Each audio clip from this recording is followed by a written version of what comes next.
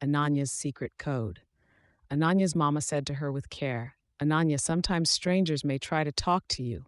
If someone ever says they know me, we'll have a secret code word that only our family knows." Ananya's eyes sparkled with excitement.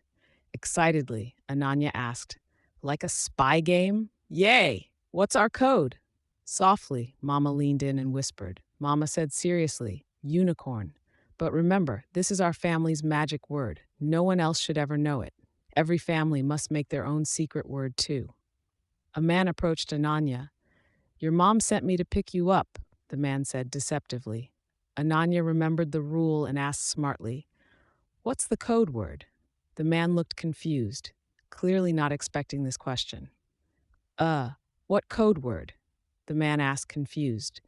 "You don't know it. You're not my family," Ananya said, defiant. Ananya ran straight to her teacher and told her what happened, with urgency in her voice. "I'm so proud of you, Ananya. You stayed safe because you remembered our family's code," Mama said proudly. "The unicorn saved me," Ananya exclaimed triumphantly.